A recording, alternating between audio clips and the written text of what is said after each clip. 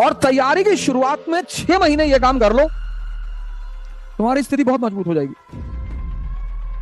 इसको डेवलप करो। ये मेन है, सबसे मेन। पढ़ना तो मेन ही नहीं है यार। इतने लोग पढ़ते हैं इस एग्जामिनेशन में, 2-2 साल, 3-3 साल, 4-4 साल, 5-5 साल पढ़ते हैं, इसको डेवलप ही नहीं करते कि इनके बीच का रिलेशन क्या है भाई।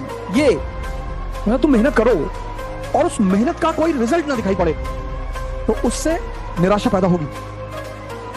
इसके लिए जिसको भी अपने दिमाग की मेमोरी पावर बढ़ाना है,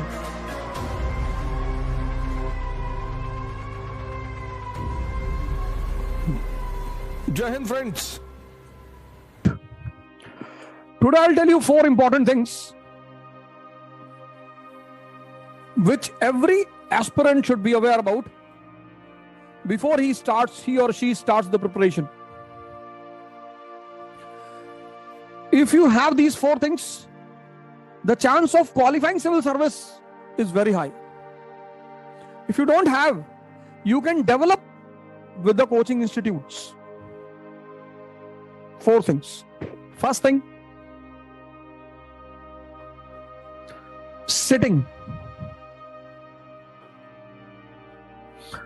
The first thing which every aspirant should take care of, that he or she should have a good habit of sitting minimum 4 hours in one go. Minimum. Second thing, thinking. You'll say everyone thinks, correct? Thinking about what you have done throughout the day.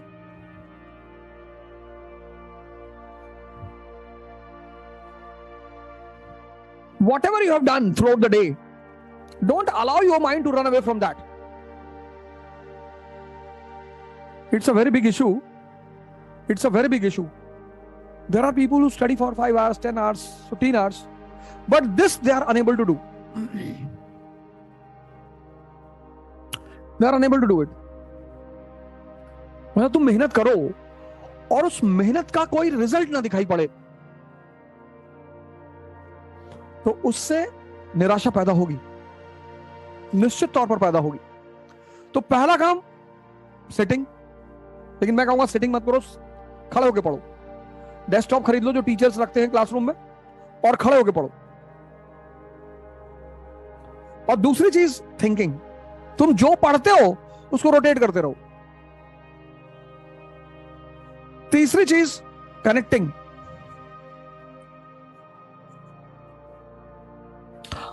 चीज किसी ना किसी चीज से connected है।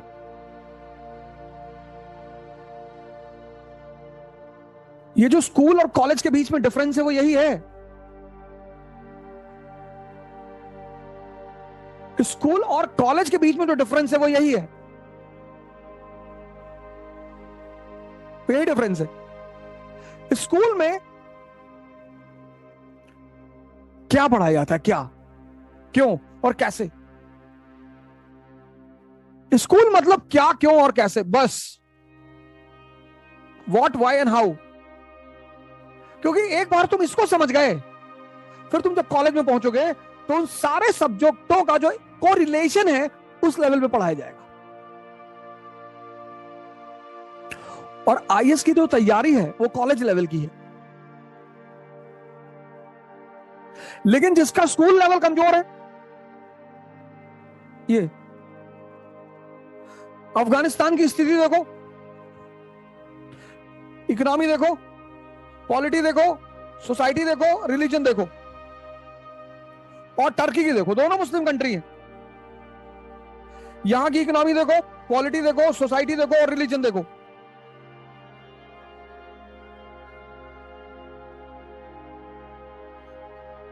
इसको develop करो। ये मेन है, सबसे मेन। पढ़ना तो मेन ही नहीं है यार। इतने लोग पढ़ते हैं इस एग्जामिनेशन में, 2-2 साल, 3-3 साल, 4-4 साल, 5-5 साल पढ़ते हैं, इसको डेवलप ही नहीं करते कि इनके बीच का रिलेशन क्या है भाई। ये एक के टच करने से दूसरा कैसे प्रभावित होता है, ये है कोचिंग आने का मेन उद्देश्य। This is the main objective when you come to the coaching institute.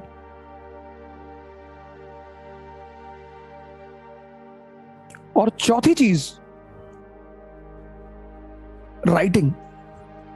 मतलब एक नियम बना लो, तुम बिना सोचे पढ़ सकते हो। पढ़ ही रहे लोग, रामायण पढ़ रहे, रामचरितमानस पढ़ रहे, कुरान पढ़ रहे, सोच के जो पढ़ लेगा उसकी जिंदगी बदल जाएगी। तुम बिना सोचे पढ़ सकते हो, तुम बिना सोचे लिख नहीं सकते। इसके लिए जिसको भी अपने दिमाग की मेमोरी पावर बढ़ाना है, उसको राइटिंग शुरू कर देनी चाहिए। 10 पेजेस पर डे मिनिमम।